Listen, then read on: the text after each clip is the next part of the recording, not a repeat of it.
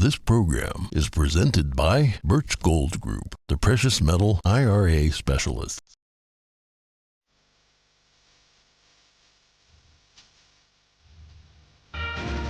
Good morning. In today's headlines, a massive earthquake hit Turkey and parts of Syria. Over 1,300 were killed and hundreds trapped. The death toll is expected to rise after a second quake struck. A derailed train is still wreaking havoc in East Palestine, Ohio. Officials fear a major explosion and possible deadly shrapnel up to a mile away.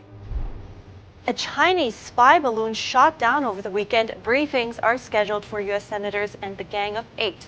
And former President Trump responds to claims the same thing happened 3 times on his watch. President Biden's student debt relief plan is back in the spotlight. Over 100 House Republicans and 43 senators signed legal briefs arguing against it. And it's tax filing season again, so we spoke to a tax professional to get some do's and don'ts to look out for when filing your taxes.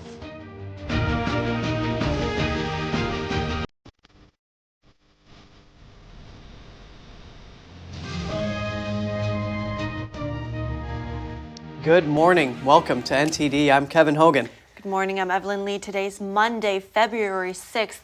And a powerful earthquake hit Turkey and northern Syria early this morning, killing over 1,300 people. Over 6,000 have been injured. Authorities expect the death toll to rise as rescue workers search the rubbles in cities and towns across the area. Here's NTD's Kos Temenes with the details. The 7.9 magnitude quake hit southern Turkey in the early hours of Monday morning.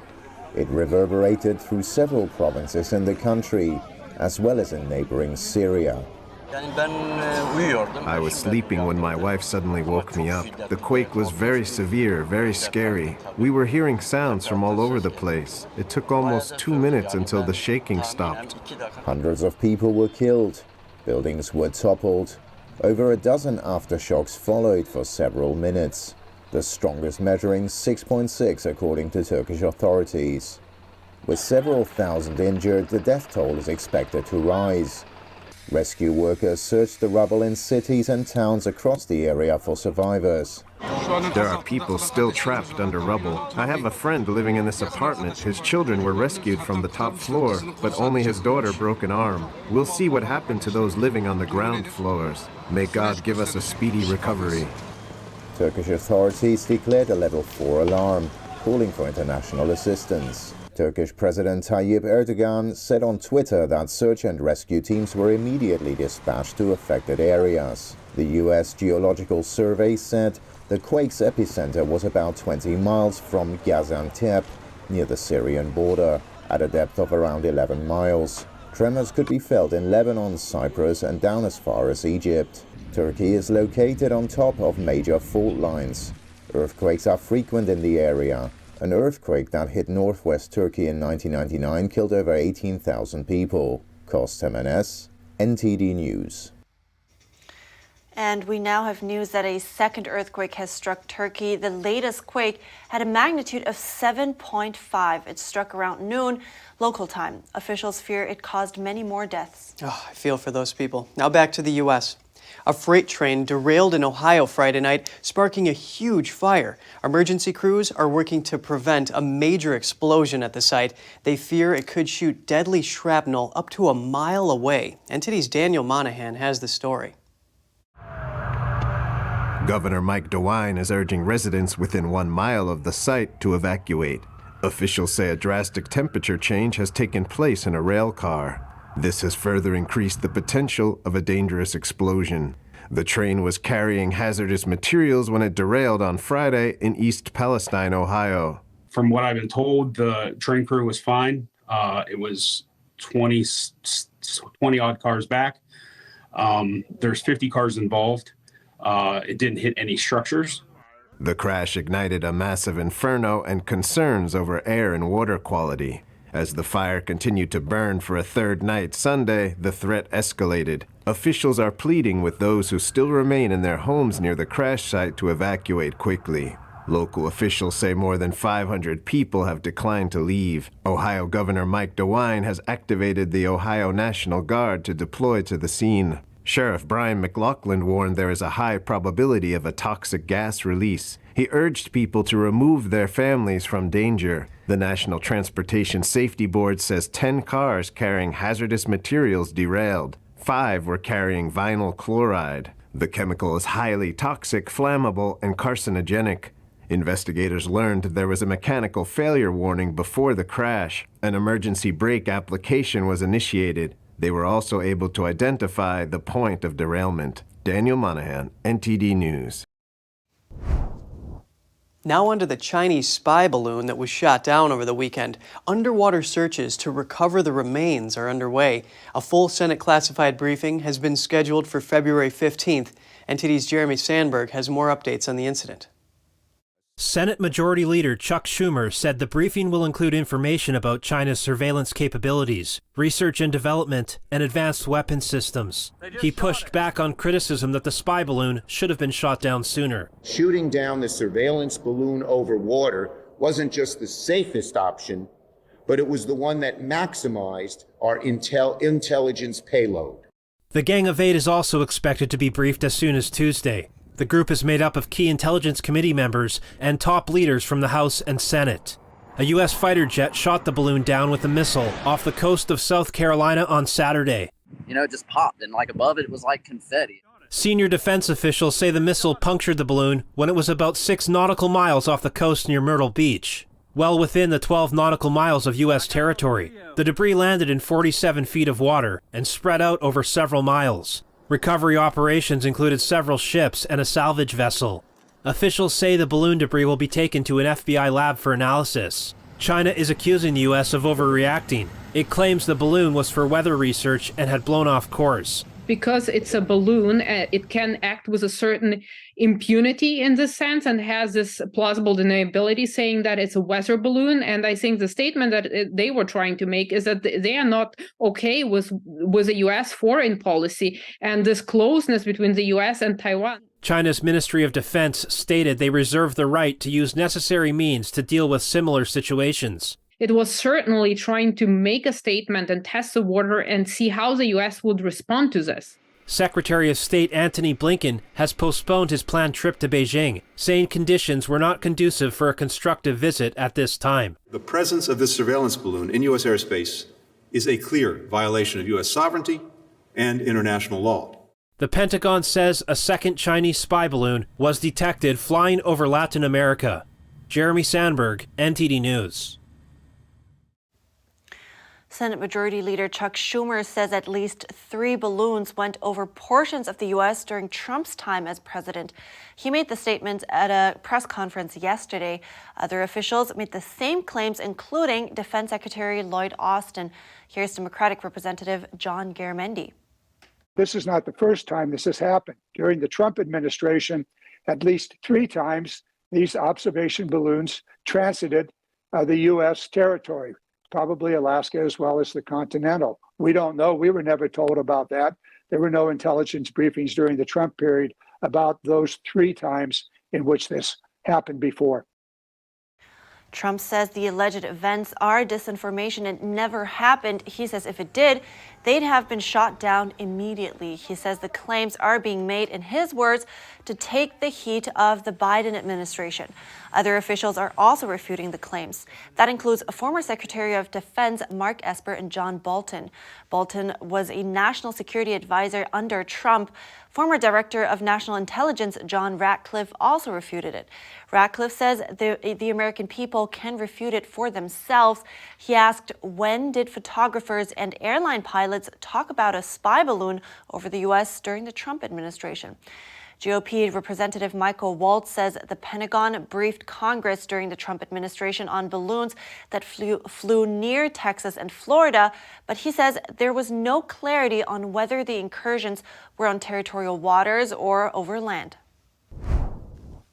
President Biden's student debt cancellation plan is back in the spotlight. More than 100 House Republicans have signed a legal brief arguing against the debt relief. This as the Supreme Court is set to hear arguments on the case later this month. Representatives Virginia Foxx and Jeff Duncan led 126 Republicans in filing the brief on Friday.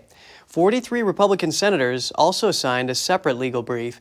They are criticizing the administration's use of the HEROES Act to cancel student loan debt.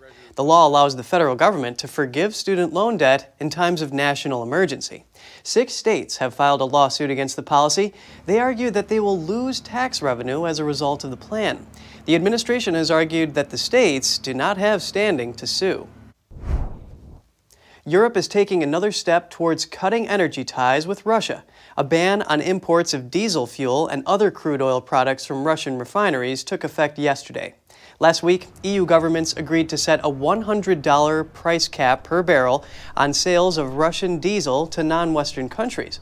The aim is to reduce Russia's income, but avoid a global shortage which would cause the price to skyrocket. The price cap applies to Russian diesel and other fuels that sell for more than the crude oil used to make them. EU officials agreed on a $45 per barrel limit on Russian oil products that sell for less than the price of crude. Europe has been steadily reducing its diesel supplies from Russia from around half of all imports. Diesel is a crucial factor for world economies as it powers cars and trucks carrying goods, as well as farm equipment and factory machinery. They've already stopped accepting from December any crude oil in Europe. So this is big. There was a couple million barrels a day of diesel that was coming in from Russia, and they're giving up on all of it. Once it's seen that this is really in place and the West is serious about it, that tells people in Saudi Arabia, UAE, and many other countries there's going to be a market. Let's start investing in producing more oil. And over time, you'll be able to eliminate the Russian oil. They'll squeeze that price. Every 3 months, they'll review it. That's the plan. Analysts say if the price cap works as intended and Russian diesel keeps flowing, fuel prices should not be too heavily affected. But while Europe can find alternative supplies of diesel, Russia could seek new customers outside Europe. Now going over to Hong Kong, the trial of 16 pro-democracy activists began today. The defendants are charged with conspiracy to commit subversion. That's under a vague national security law imposed by Beijing. NTD's Jeremy Sandberg reports. It's Hong Kong's largest national security law trial since Beijing imposed its sweeping legislation after massive protests in 2019. The law criminalizes vaguely defined acts of secession, subversion, terrorism, and collusion with foreign forces. 47 pro-democracy activists were arrested in a raid in January 2021. They were charged with conspiracy to commit subversion for participating in an unofficial primary election organized by democracy supporters in 2020. Some of them have been detained without bail for nearly 2 years. We think this is political repression. All those arrested should be released.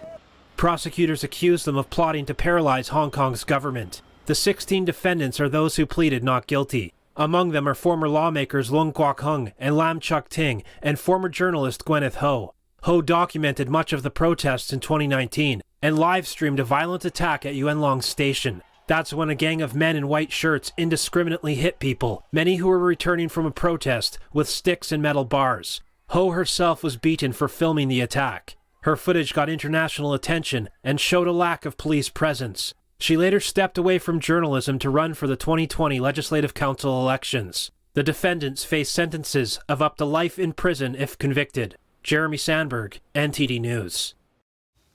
Disney has cut a Simpsons episode from its streaming service in Hong Kong. It contains a reference to forced labor camps in China. The episode is titled One Angry Lisa. In it, Marge Simpson is shown images of China's Great Wall during an exercise class. Her instructor says, "Behold the wonders of China, Bitcoin mines and forced labor camps where children make smartphones." The West has long accused the CCP of human rights abuses. These include the use of forced labor in internment camps, as well as forced organ harvesting against Falun Gong practitioners and other persecuted groups. Disney removed a Simpsons episode in 2021 when it first launched its Hong Kong service. It referenced the 1989 Tiananmen Square massacre. And coming up, Elon Musk was found not liable in a lawsuit alleging he misled Tesla shareholders. A jury has ruled unanimously in Musk's favor in a case involving a 2018 tweet. And it's tax filing season, so we spoke to a tax professional to get some do's and don'ts on tax filing. That's when we come back.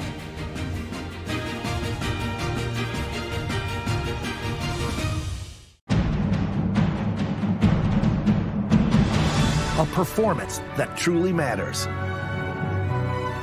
for each and every one of us.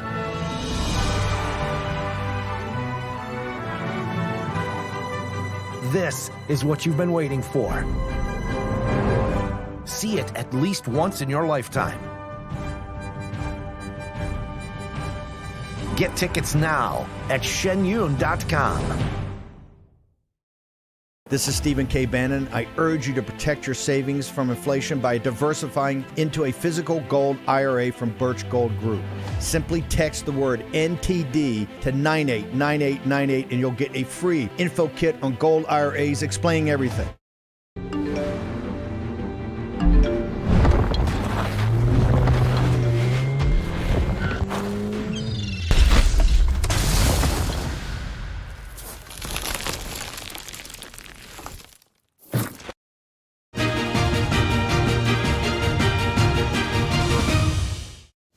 Welcome back. Elon Musk was found not liable in a lawsuit alleging he misled Tesla shareholders. A jury has ruled unanimously in Musk's favor in the case involving a 2018 tweet. That's when Musk said he would take Tesla private and had secured funding. Tesla shareholders had been claiming billions in damages. Here's one of their lawyers, Adam Apton, after the verdict. We're disappointed. We're examining options. Yeah, we're considering what we're doing. It's very disappointing. Yeah, thank you guys. The plaintiffs claimed Musk had misled them when he tweeted on August 7th, 2018 that he was considering taking the company private at $420 per share. That was a premium of about 23% above the previous day's close. He also said he had funding secured. Later that day, Musk, now also Twitter's CEO, had tweeted, "Investor support is confirmed." Plaintiffs claimed that was a lie. Tesla's stock price soared after the tweets and then fell again after August 17th as it became clear the buyout would not happen. An economist hired by shareholders had calculated investor losses as high as $12 billion. Lawyers for the investors argued that Musk was not above the law and should be held liable for the tweets. But Musk's lawyer had countered that, though the funding secured tweet was technically inaccurate, investors had only cared that Musk was considering a buyout. Just because it's a bad tweet doesn't make it fraud, he said during closing arguments. The jury came back with a unanimous verdict in Musk's favor roughly 2 hours after beginning deliberations. Shares of Tesla rose 1.6% in after-hours trading following the verdict. Musk was not present in court, but tweeted that he was deeply appreciative and that the wisdom of the people had prevailed. It's time again. We're all scrambling to get our numbers in order to send to the IRS. But what are the changes this year, and what are some of the deductions that many tend to overlook? I spoke to a tax professional to ask for some advice. Joining me now is Daniel Geltrud. He is a managing partner at Geltrud & Company. Welcome. Good morning. Good morning. Well, first things first, I want to start with some do's and don'ts. So can you please start by sharing some of those when it comes to doing taxes? Sure, and you know, the do's are very basic. For example, check your math on things. You'd be surprised how many times addition errors are made, so you want to double check that. Second thing, make sure you stay organized, because when you have your paperwork all over the place, things are bound to be missed. So you always want to organize all of your tax information.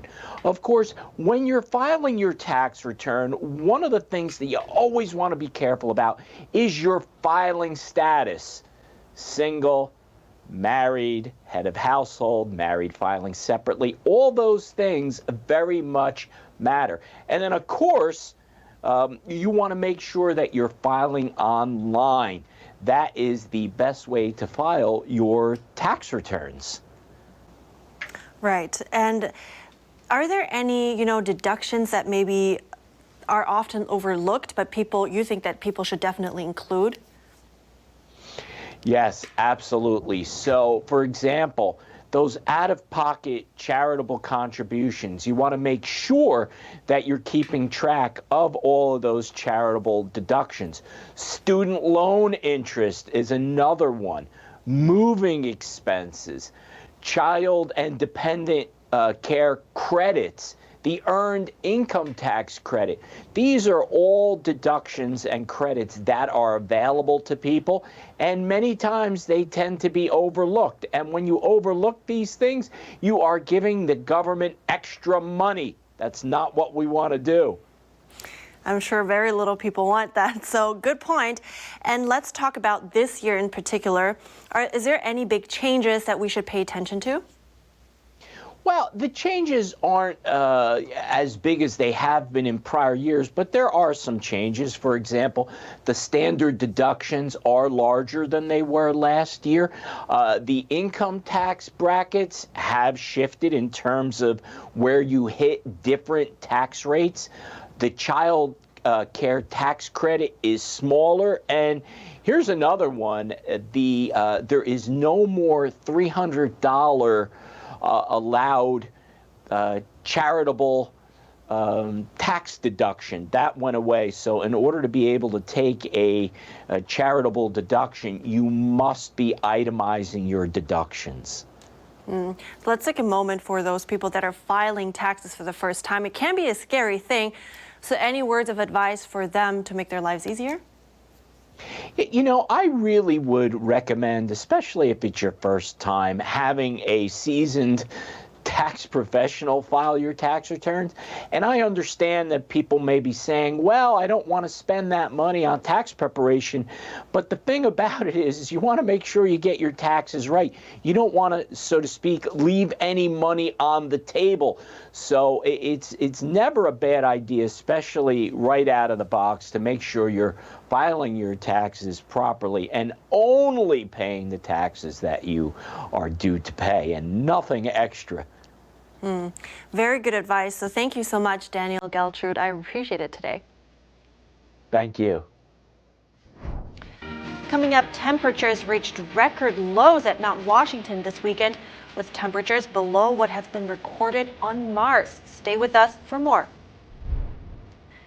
The annual Lantern Festival is back in New Taipei City. Hundreds of people came together to light up the sky. That and more after the break.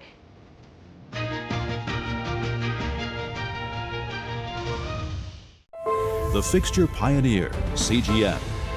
Professional AI intelligent fixtures. All-round integration of 4 systems. High precision, high durability, high quality. 2-micrometer repetition accuracy. More than 80 patent certificates. ISO 9001 approved. Precision clamping to meet your every need. CGM has it all. Pride of Taiwan. CGM. Hi, I'm Smokey Bear, and I made an assistant to help you out, because only you can prevent wildfires. Hey, Assistant Smokey Bear, call me Papa Bear, because I'm grilling up dinner.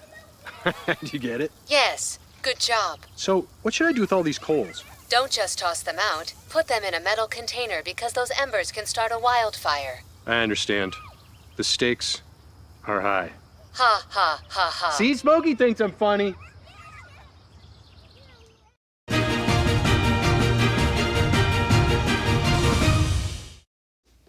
Good to have you back with us. Scientists at Mount Washington Observatory encountered dangerously cold temperatures this weekend. The record-setting wind chill brought sub-zero temperatures that were colder than Mars. A minus 108-degree wind chill was recorded on the summit of Mount Washington in New Hampshire. Scientists recorded an actual temperature of minus 47 that tied an observatory record set in 1934 and a wind gust of 127 miles per hour. The National Weather Service reported wind chills dropped to as low as minus 45 to minus 50 degrees across the rest of the region. The observatory at the peak of the Northeast's highest mountain is famous for its extreme weather conditions. The coming week could see more record-breaking cold. Visitors that plan to head into the White Mountains have been advised to be prepared and check weather forecasts for the area. Taiwan's night sky was lit up with paper lanterns on Sunday. Hundreds gathered to celebrate the Lunar New Year and the start of the Year of the Rabbit. The annual Lantern Festival took place in New Taipei City, a celebration of blessings that has been held for 34 years. Dozens of lanterns were released and soared into the night sky. The festival marks the end of the 15-day celebration of Lunar New Year. This year's festival is the first large-scale international event since Taiwan reopened its borders after the pandemic. When everyone releases it at the same time, I don't know, like Tangled. Yeah. Yeah, because it's so pretty. Yeah, because I always saw that in the movies when they bring like all at the same time all the lanterns. Yeah. And I was like, oh my god, that will be so unique. And I remember that I saw that when I was a child, and I have never thought about like seeing it in person. That's really pretty, isn't it? It is. It's so pretty. And you know, apparently this particular festival, though, was created by the Taiwanese Tourism Bureau. The original actually dates back way further from when the monks would light them up to honor Buddha. Really? Wow. Rescue efforts continue for Flacco the owl. He escaped from Central Park Zoo in New York City last week. New Yorkers have spotted the Eurasian eagle owl several times since he broke free on Thursday. He's been seen flying on Fifth Avenue and in Central Park. A bird expert from Manhattan warns that Flacco cannot survive on his own in the wild. Many birdwatchers say they're concerned. The owl refuses to eat any of the food park rangers left out to try to coax him down from the trees. Flacco cannot survive on his own in the wild. Flacco has been in captivity at the Central Park Zoo for over 12 years. If Flacco had any hunting skills prior to coming to the Central Park Zoo, he has lost them.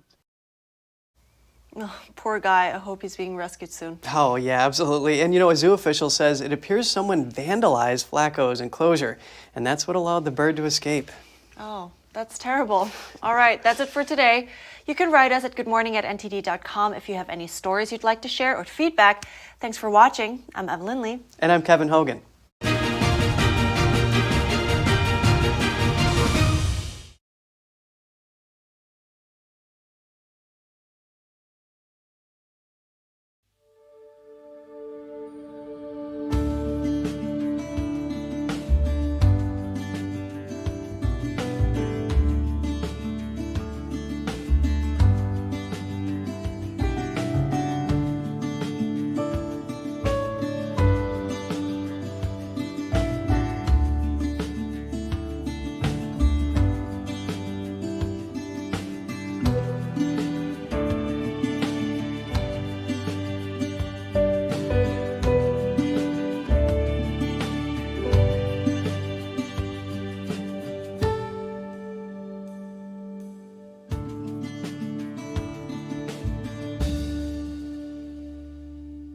Thanks for watching us on YouTube. Did you know YouTube only keeps selective videos on its platform? So if you want to make sure you get the full picture, just subscribe to our newsletter. Go to newsletter.ntd.com and sign up. It's free.